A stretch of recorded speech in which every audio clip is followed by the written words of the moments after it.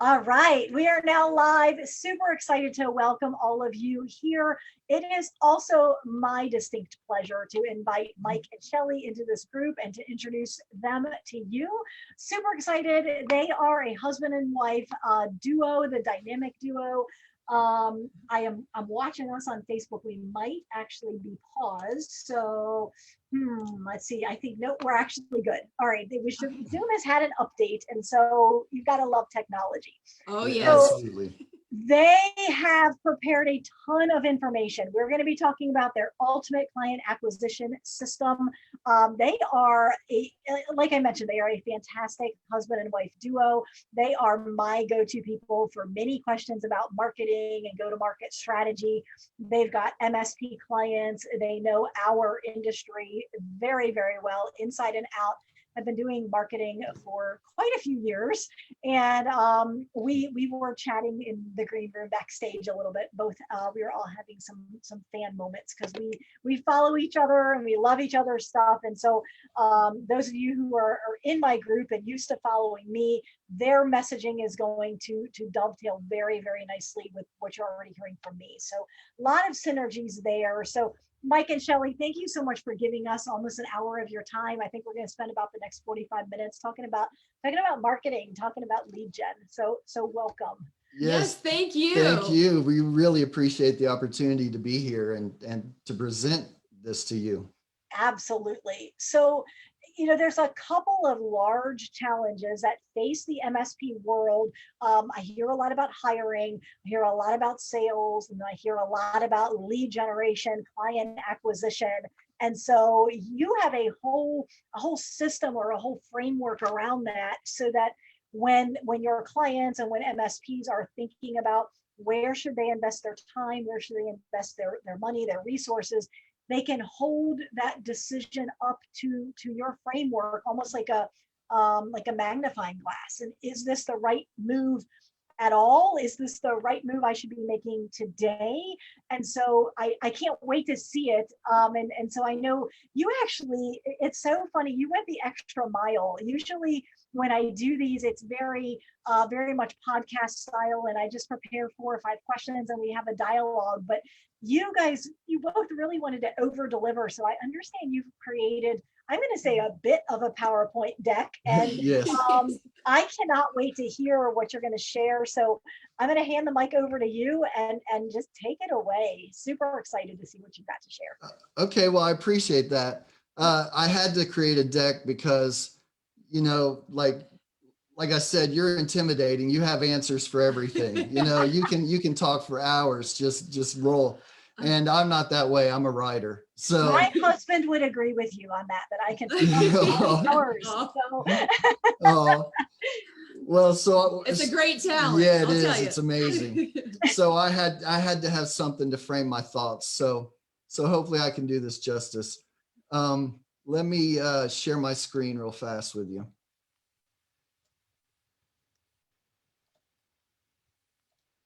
And I love it because it's so funny. You test it before you go live, and then you just keep your fingers crossed. I know. Exactly. It is working. We are good. You good? Yes. Okay. Well, like you said, then Zoom had an update today. Even if you test, you have no idea. Yes. So I know. It's crazy. We know all about challenges. So tell me if the slides don't change, but basically we wanted to introduce you to what we believe to be the ultimate MSP client acquisition system. This is a system that has basically, it's what the Inc. 5000 are using to grow so fast, right? So this is the client acquisition strategy that the top B2B businesses, so this isn't B2C, this is pure B2B, that the top businesses are using to grow 20 to 50% or more year over year. And we're going to show you the map that makes it easy to develop a marketing plan and a strategy that gets results for you. And we're going to show you how to ensure that you constantly maintain a full pipeline and never run out of leads. So the place to really start is with us and our story. 20 years ago, we started, or over 20 years ago, we started doing websites. And the thing that we learned about websites quickly is if you build it, they won't come. It's an island unto itself. You have to build roads to that island. And so we were, trying to figure out, how do we sell websites? And then we realized, you know what, we're marketers. We're actually trying to get people to these websites so that people can sell their services with the websites that we build. But as we looked out, into the marketplace for ideas, how do we sell our services? We ran into a whole bunch of noise from all directions, and everyone had a different tactic. Everyone pitches, email marketing is the thing. You've got to do email marketing. Oh no, wait, you've got to do social media. Social media is how you're going to grow your business. And the problem with that is that when we decided we had to figure out how it all worked. So the easiest thing to do was to start categorizing these tactics. And as we categorized the tactics, we realized that one thing doesn't work. It never works. We have to do multiple things in order to get something to work. And, like you could look at a webinar. Let's say you want to do a webinar. You can't just have a webinar. You have to have a website with a landing page and a form to accept the webinar fill out. And it has to connect to your marketing automation and the webinar tool. And you got to send emails before the webinar, and you got to send emails after the webinar, and you got to run paid traffic to the webinar to get new people in. And you got to send an email to your list to get people in. And you might as well post it on social media. And you also need your sales team sending traffic to it as well. And then when you're done, you should cross-post it to YouTube and integrate it into your email drip system, and then give it to your sales people so they can use it as well, and maybe put it back out onto Facebook and blah, blah, blah. Right. So very, very quickly you reach complete overwhelm, and all you wanted to do was execute on a single strategy, which was webinar. Yes. I love it. But it's almost impossible to do it and get results. And the whole goal of it is to get results. So, you've got to understand how it all fits together, how it all works together, so that you can plan an appropriate strategy. So as we started coordinating these things and putting them into boxes, we also looked at the standard business model. And you know how they say nothing happens until you sell something, or whatever you do, you're a sales organization first. Well, when you look at the standard business model, you can see that it starts with acquisition. And as you dive into the acquisition phase, you realize it's made up of 2 stages or segments. And ta-da, it's sales and marketing, right? And when you take all of the boxes and all the tactics and you put them into the right sides, you get a map like this. This is our client magnet system map. And as simple as it is, it actually contains within it the strategy for exceptional results with your sales and marketing. So let's dive into it a little bit. You have a sales side and you have a marketing side. Then you have 3 or 4 layers or stages: tools, traffic, client acquisition, and post-sale. Now, when you look at the map, you see all these boxes and you wonder, you may wonder, so what's the strategy? The strategy is actually very simple. You need, because of the way sales and marketing work and the way they work together, you need at least one tactic in every box. You have to, play to you got to play your cards right. You got to play the odds. And the odds are that one thing's never going to work. You've got to do as much as you can with the resources you have available. So let's dive into the map, and I'll explain every section in every area so that you've got a really good idea of what it takes to run a world-class client acquisition strategy. Everything starts with your ideal client profile, your persona. You need to know who you're targeting. And this isn't just lip service. I can say, well, you got to build messages that resonate. You got to speak their language. But it's not only important for that. it really is super important. The message is extremely important. You need to know what they are looking for, the problems and challenges they're having, and you need to be able to address them.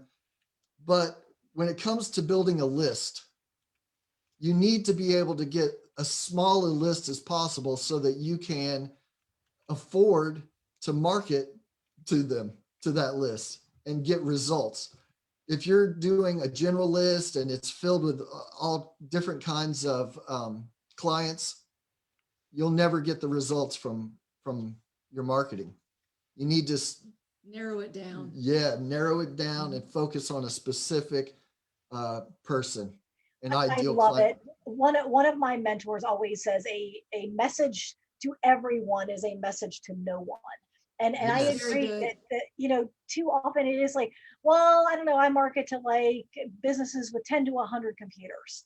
Well, that's a okay start, but a Right. company with 10 computers and a company with 100 computers are two vastly different organizations. And so the messaging it's not going to appeal to both of those organizations. So I love it. Right. So continue. Right, exactly. I mean, you want to know over time, you want to know everything about them. If you find that your ideal client profile has 3 kids, 2 daughters and a boy, and then that's who you want to target. If they only read Allure magazine, you want to know these things.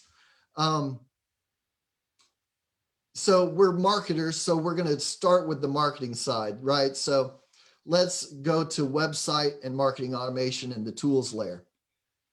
You have to have a website. Your website is the hub of all your marketing. Everything you do can be tracked and measured through your website. That's how important it is. I want you to think of your website as your home and your marketing automation as the services in the home. That's the electrical, the plumbing, the HVAC.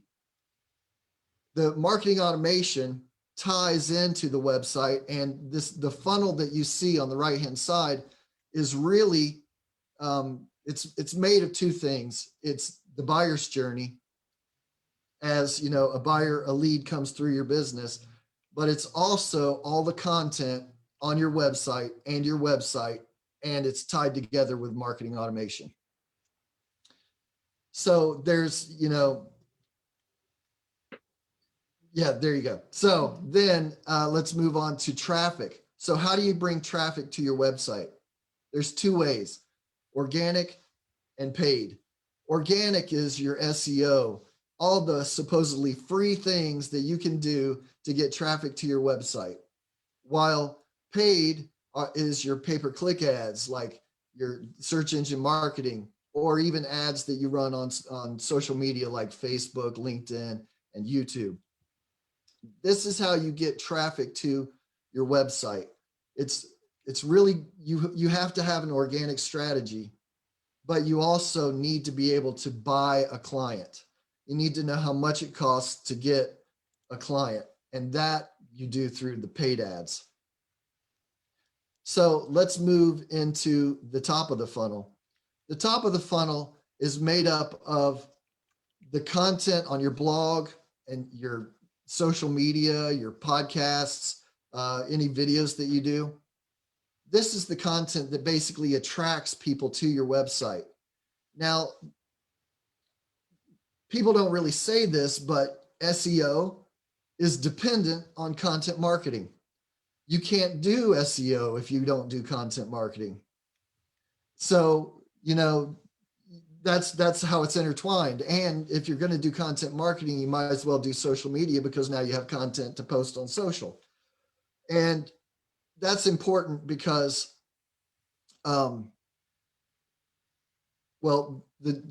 next part of this is that. But before you do that, I'm so sorry. the top of the funnel is the ungated Yes.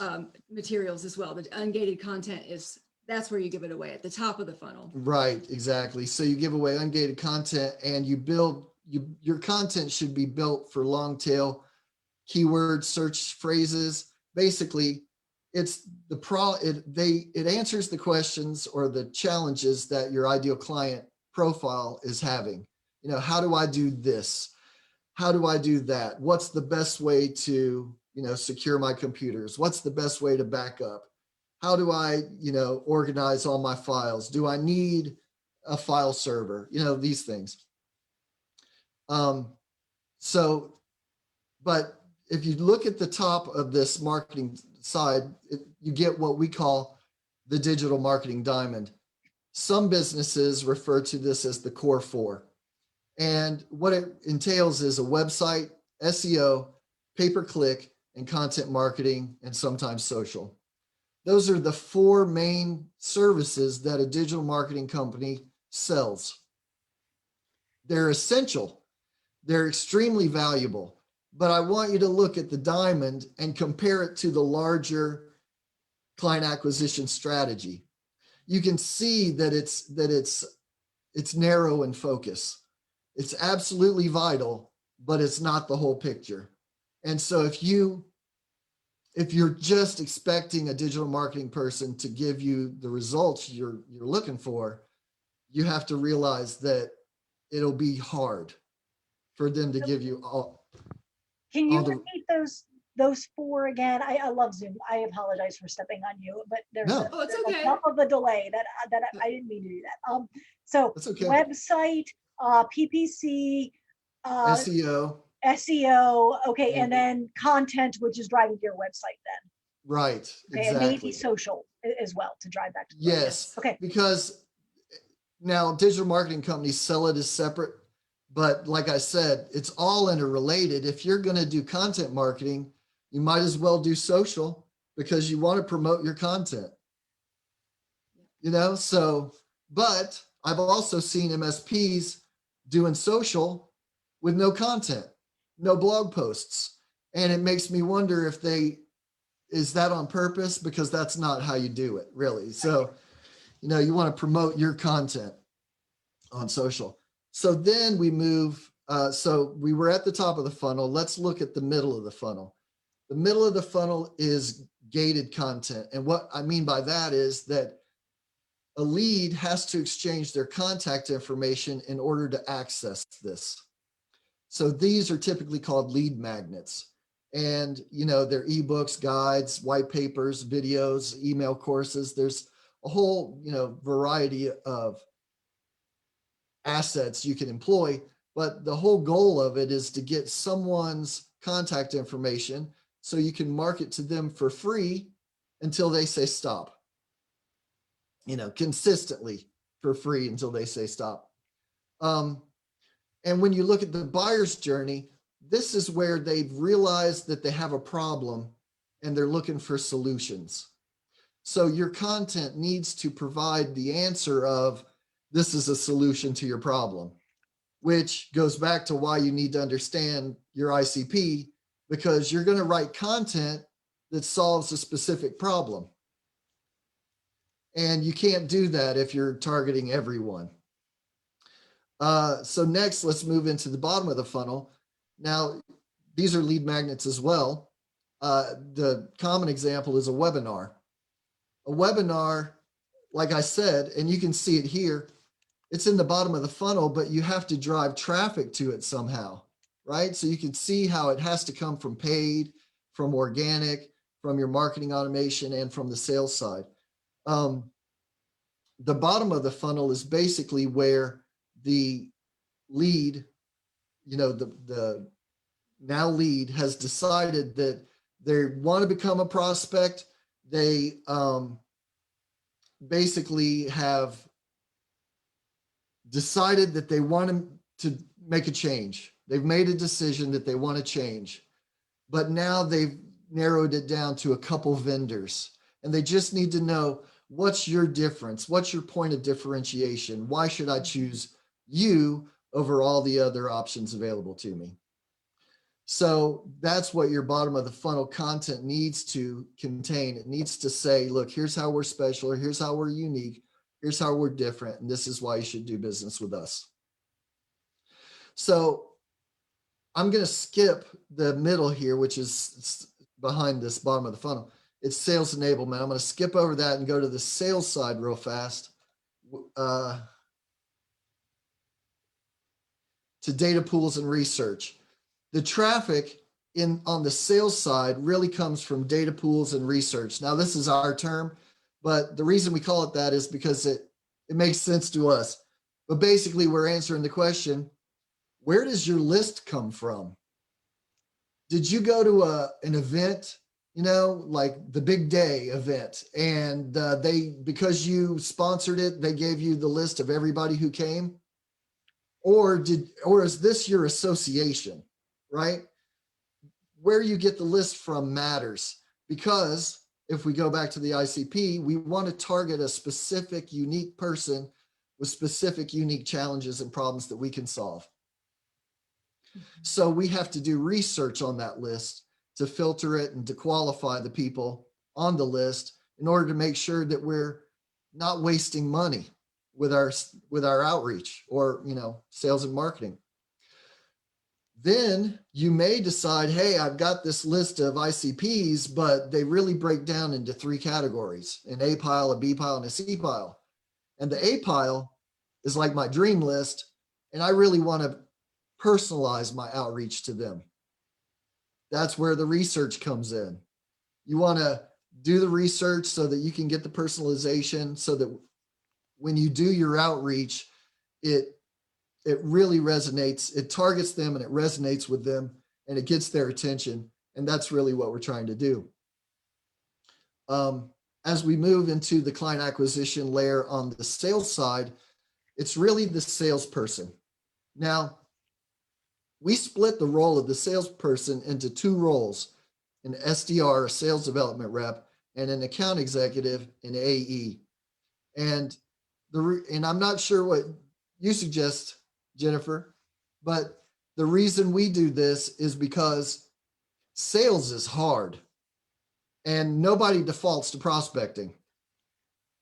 So the first thing is the sales role is, so imagine you're the salesperson, and for MSPs that are, let's say, under $1 million, the salesperson is likely the owner. So so you've got to find a list, qualify this list, reach out to these people, prospect them, keep doing it until you make contact with them. And it takes 8 to 12 touches before you're going to make contact. You make contact with them, you get them on the phone to get them into a discovery meeting, and then you're going to move them into a presentation so that you can set up an audit, right? And all this involves follow-up, and then you do a presentation, and then you close. It's a lot of work. It's a lot of work. If you split it into 2 roles, you have a hunter and a closer, and the owner can be the closer, and the hunter can basically reach out and get do the work to get the leads and set meetings for the owner to close, or for the account executive. I love that breakdown, because the reality is, even you're right, in most of the companies that I'm talking to, it is owner-led sales, and often it's owner-led marketing. And so as we see how complex this is and how many moving pieces there are, just trying to get a single thing working somewhat well inside of each of these boxes, there's a lot of boxes, and there's maintenance to be done, and there's upkeep, and I call it care and feeding. Like, we have to care for and feed these animals. Like, they just not set it and forget it, right? And so the hunting very often does not happen. And so what we hear then is, I'm not getting the leads, and it's that the hunting isn't happening. The website may have broken pieces. We don't have a top of funnel, middle funnel, bottom of funnel. And it is a lot for a single person or even 2 people to manage, especially if that person's an owner who has other hats that they wear inside of the building. And so the prospecting that they don't love, that they don't feel like they're good at, simply doesn't happen. And so they may be a great closer, but if there's no leads to close, all that skill is going to waste. So I love the division here. So continue. Yes, good. The thing that happens is that when all you do is close, you get really good at it. And if all you're doing is hunting, you get really good at it. So just this alone, this splitting the roles alone, increases revenue, because Now we have someone who's focused just on finding leads and converting them to meetings like clockwork. So it's super important. And this idea isn't new. Oracle started this in the 80s, and Aaron Ross popularized it with his book, Predictable Revenue. So let's move to sales enablement now to understand aligning sales and marketing. You can align sales and marketing through tools, process, and content. Now, the process really depends on the tool, because the way your CRM and your marketing automation interact, that creates processes. But the content is super important. And that's really what aligns sales and marketing. And I'm going to give you some examples of this in a second. But basically, we learned that as we created content in the top of the funnel, the middle of the funnel, and the bottom of the funnel, we were able to use that content in our sales calls, because the questions, well, we wrote it for an ICP, and now our ICP has those questions, and we've already written the content, and then it's not salesy. They can read it as they want, and it does this. It's like a reverse sale, it sells without selling by just offering content and information. Then we also realized that there were other forms of content that marketing could produce, but that sales could utilize in their day-to-day role, like brochures, presentations, slide decks, even webinars. Those are all super important, and sales can utilize that. And as you build all of these pieces of content, you're actually building a resource library. And that resource library, like 90% of this can be on your website as lead magnets for people to download or as top of funnel content. But there's also hidden content in the middle of the map, and that is sales and marketing campaigns. This is the direct response style campaigns that you're familiar with. Now, the reason I say that it's both sales and marketing is because you're leveraging the resources from marketing and sales in order to make this happen. And remember, we know that it takes 8 to 12 touches before you make contact with someone. So your sequence of outreach has to be at least 12 steps. But let's look at this example here. We start with a sales letter. That's something that marketing writes. LinkedIn connection, that's something that sales can do. And then sales can write an email. And then marketing can retarget those people and write a postcard and send a postcard while the salesperson follows up with a call.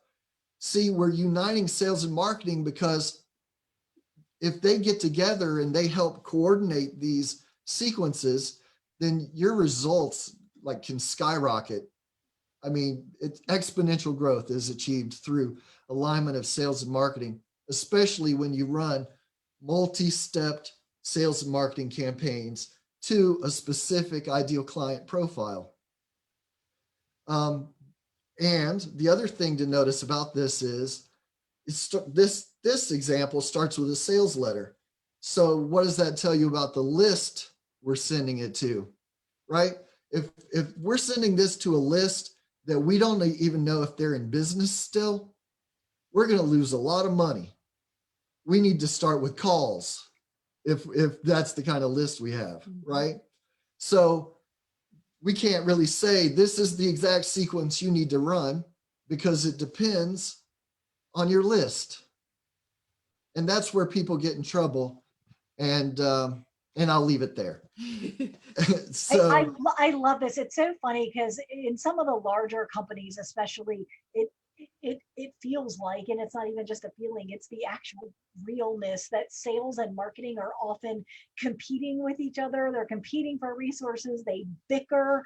And I always say, sales and marketing, it's the yin and the yang. You can't have one without the other, but you need them both. And it's this invisible content in the middle. This is exactly the reason, because this is, whether this is the exact sequence or it's a different sequence, but some of them are sales pieces and some of them are marketing pieces. And if sales is having a challenge, then let's try to overcome it in the marketing. And so they do need to work together as different pieces of the same team, but their jobs are both to help get net new business in the door.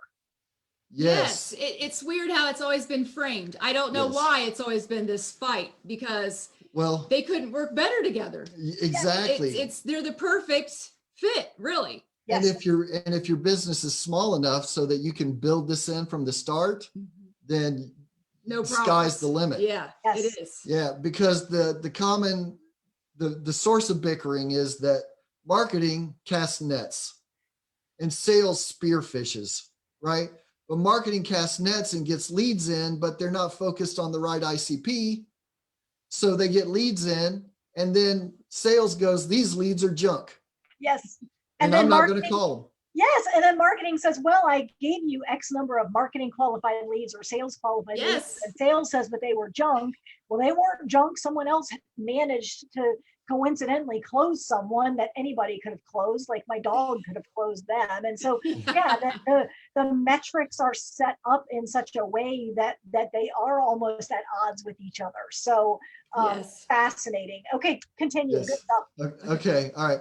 So now let's assume we've got a client. We're going to move into the post-sale layer. Now, this is still sales and marketing, right? We've realized that if you have a great onboarding process, your conversion and your onboarding process really spells out what you're going to do and what you do for people, and then you stay in front of them with the services that you're providing and how you've helped them and the value you really offer, then it virtually eliminates buyer's remorse. It will increase client satisfaction and increase lifetime value, because they're not going to feel like you're indifferent to them, which is the number one reason why businesses leave businesses, right? Why businesses stop being your client. They feel like you don't really care about them. But if you constantly show them you care and you've built a process to ensure that you're showing them, right, and you're delivering value, not only can you run that process with every client and automate the process, you actually get clients sticking around longer, Referring you more, spending more. They're easier to upsell, and they'll give you testimonials. They love you. It builds that know, like, and trust. So the next phase is Ascension, and this is essentially the cross sells and upsells. This is the definition of land and expand, right? So your client might be budget conscious and they want to be secure, but they can only do it at the lower levels. But it's your duty to ensure that they're completely protected. So you owe it to them to show them other options that involve more security, more services, and then you can cross sell or upsell them to get more value, not only for you, but for them. Then we move to advocacy. And advocacy is the campaigns that help you get testimonials, case studies, and referrals. This social proof is so important to helping you sell, right? But the thing is that everyone is afraid to say who their client is, because they're afraid their competitors will take their client. When if you really want to build that know, like, and trust and keep a client forever, showcase them, put them on YouTube, interview them, have them talk about the value that you offer, get testimonials, do case studies on them, show them off. They'll never leave you, and it'll help you sell much more effectively than if you didn't have them. And then finally is reactivation. Now, this is the number one strategy that Dan Kennedy suggests to all the businesses that come in. It's like, who are your past clients? Give me a list of your past clients, because it's easier, quicker, and cheaper to reacquire a past client than it is to acquire a new client from cold traffic. It's just, you have to do this, right? This is a part of your overall system. And so that's this complete strategy. That's your complete client acquisition strategy. And this is everything that involves. So it's like a lot, but it's also, this is it. There is no more. And I want you to remember that the strategy is really simple. It's use at least one tactic in every box. Because if you do that, then it'll be extremely hard for your competitors to duplicate it, especially if they're having to, figure it all out on their own. And it's just going to separate you from your competition, and it's going to make it a lot easier to sell. And it's also going to make sure that you have leads coming from multiple sources. So if you run a whole system as opposed to just doing one thing. Yes. One thing rarely ever works. And if it does, it's a fluke. So you got to do as much as you can, as fast as you can. Really, that's marketing. So we want to share this map with you and the plan. So we have a plan for this, where we've identified what are the tactics in each box that an MSP needs to grow their business. We've identified that. We want to, because it's a part of our service offerings, it really is our service offerings, we want to share that with you personally. But if you schedule a strategy session with us, we'll give you the map, we'll give you the plan, and we'll give you a workbook that'll help you implement it. Now, this isn't a sales call. Consider this free consulting. If you want it to convert into a sales call, obviously we'll do that.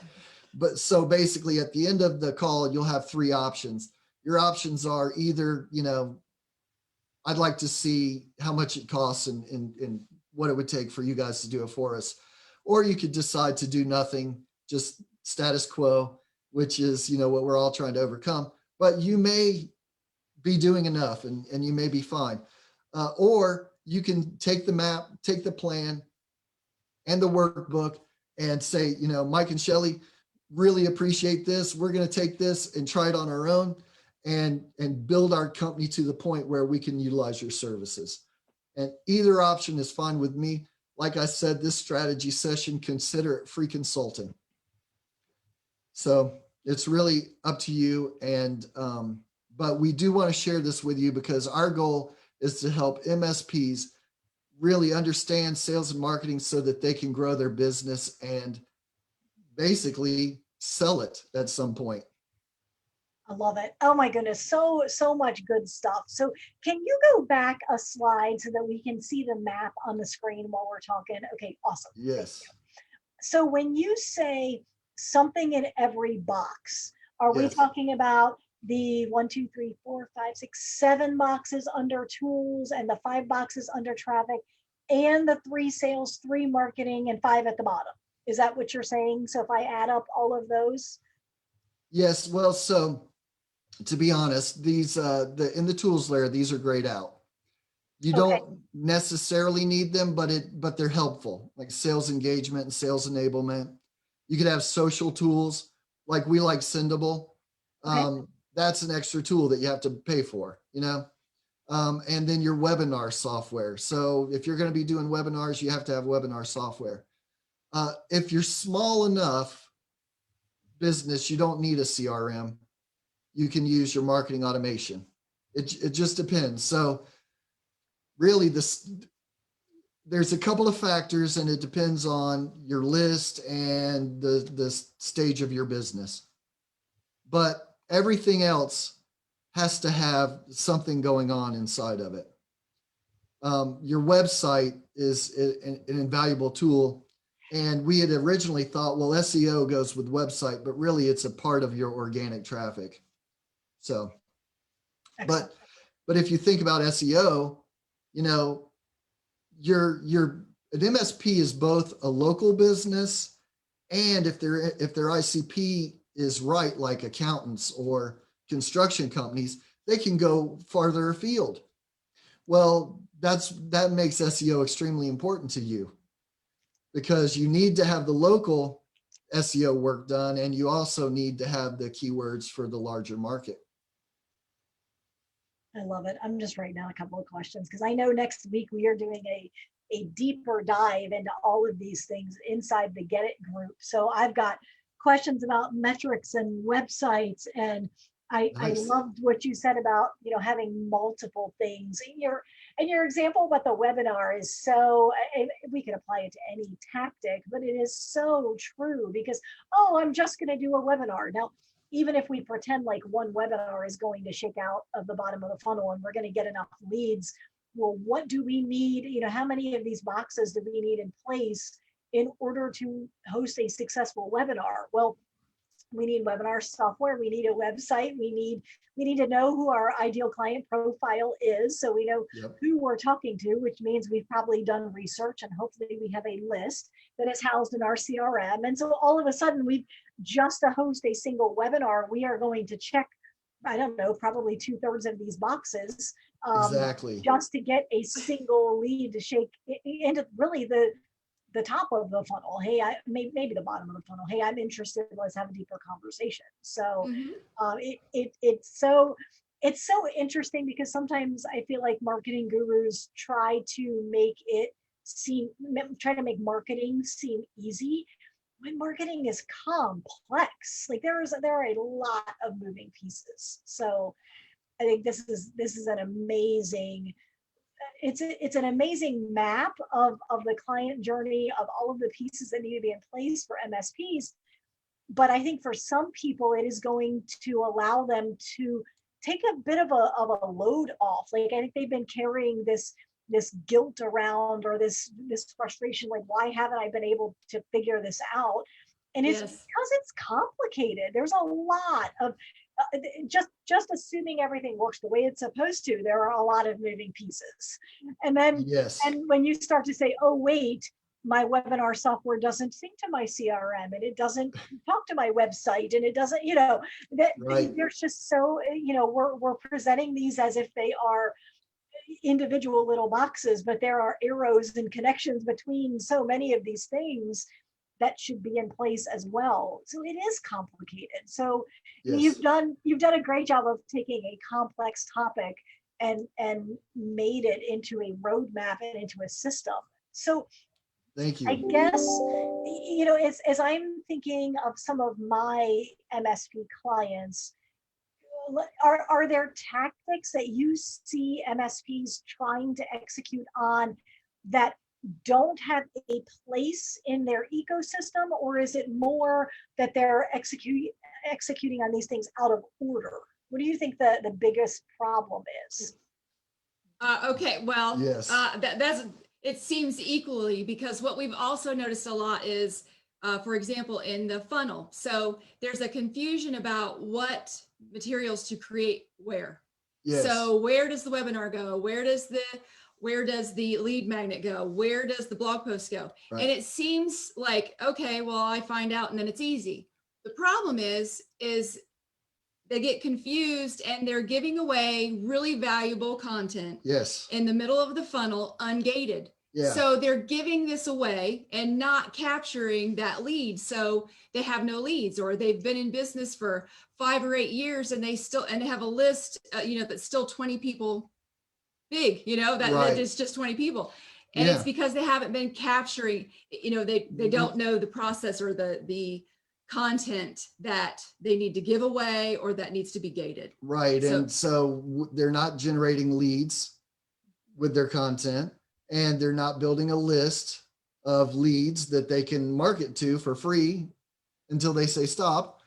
And, you know, I look on Instagram and I see a lot of MSPs putting up social posts every day, maybe 2 or 3, and some of them are really good, but they never promote their content. And when I go to their websites and I look, the content that they have, okay, I'm just going to be honest. I take the title and I put the title into Google and I see 700 other websites with the same content on it. That doesn't do you any good, right? So that's why they're not promoting their content on social. It's because they're using content that other people have have written, and that's used across like 700 other websites. The problem with that is you write content to answer the questions that your ideal client profile has, and you use it for search engine optimization, right? So you're creating content so the search engines will direct people to you. And then you have the option of promoting that content on social media. And then ironically, if you're using the same blog post that 700 other MSPs are using, it's possible that is hurting your SEO, the very reason that you want content in person. Yes. Exactly. Yes. Exactly. And so a lot of times, and this is why there's confusion, and this is why I'm glad we're getting to share this map, because when you understand how it goes together, you'll realize, wait, some of the things that are commonplace in this industry are actually hurtful to me generating leads and growing my business. And yeah, go ahead, Shelly, go ahead. I was just going to say, and you'll also know that something's wrong because you'll be feeling like you spent a whole bunch of time, like, like Mike just mentioned the posts on social. All of us know that doesn't just take a second. You still have to think through that. So you're working on all these things that are taking up a lot of your time, but you're not getting any money. You're not getting any leads or clients from, and you're spending money. You could be spending money, which we've seen too, to put your message out there, but it's not reaching anyone. So those things, when you feel like I'm spending money and I'm getting nothing, it's probably because the process is incorrect. Right. You're doing it wrong. You're doing it wrong a little bit. Yeah. I hate to say that, but that's what it is. Yeah. Social media by itself isn't a strategy or a tactic that you can use to get leads with. It's unless you're going to use paid ads with social media, but social really helps nurture, right? Nurture the client or the lead towards the close, to build the know, like, and trust, and to engage with you. Yeah, it's top of the funnel content. Right. So it's exactly. So when we talk next week inside of Get It, I really would like to dig into that top of funnel, middle of funnel, bottom of funnel, because as you were going through that piece of the content, I was trying to match it up with some of the MSP websites that I am the most familiar with, and kind of analyze their lead magnets. And I'm not sure that their lead magnet, well, first of all, I'm not sure their lead magnets are answering burning, pressing questions of their ideal client profile, assuming they have an ideal client profile. And then I think they're almost always gated, but I'm not, they're not getting leads, in that they're not getting anybody downloading those lead magnets. And maybe it's that they're not very magnetic. Maybe they're just, they're not very attractive. Like no, if I put, a bait in my mousetrap, well, it needs to be cheese or peanut butter. It can't be, I don't know, something that a mouse isn't going to want to eat. So whatever, that analogy kind of fell flat because I couldn't think of something that's gross. Actually, it was great because that's what it is. It's those little things too that can cause the difference between something that's a success or not. And lots of people have been told, just create a lead magnet. Well, the problem is, just like you said, does the lead magnet answer burning questions? Is it magnetic? Is it cheese, or is it, let's say a kidney bean? Let's say maybe they don't like kidney beans, but anyway, and that makes all the difference. And that one thing could change the amount of leads that you get a week, and the advertising spend that maybe you're, sending, you're paying to market that lead magnet and not getting anything. Well, if you're not getting anything, there's a good chance it's because it's nothing. It's not a burning question to your ICP. Yeah. And if, the old saying is if no one's interested, you're not saying anything interesting. So that's really, people can say, and I've heard people say, lead magnets don't work. Well, it's that lead magnet. Yes. It's not that they don't work. It's that lead magnet.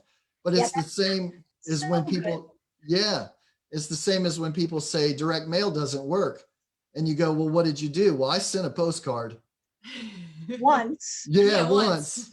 Not 8, not 12. You know what I mean? So you have to understand the sequence and why everything works the way it does.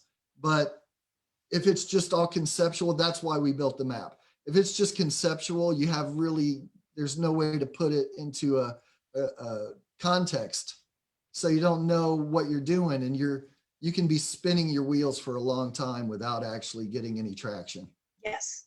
And I love, whenever I hear someone say, well, that didn't work, to me, I start saying, oh, are we kind of in scarcity mode, right? Because if it worked for someone, or if you personally have ever gone to a website, downloaded a lead magnet, engaged with the person who emailed you, maybe you subscribed to their YouTube channel, and then at some point in the future, whether that was a day or a year, you bought something, lead magnets work. So then it's a matter of how do we get it to work for our company, for our industry. And I've seen it work effectively inside of our industry as well. So it just means if it's not working for you, there is a piece of the formula, which we're looking at the formula on the screen. There's a piece that's broken, possibly multiple pieces that are broken. So Right. I love it. Love it. Okay, so we're going to dig in inside of the Get It group into some of the metrics and into this a little bit more. Will you go forward a couple of slides and pause on the strategy session offer?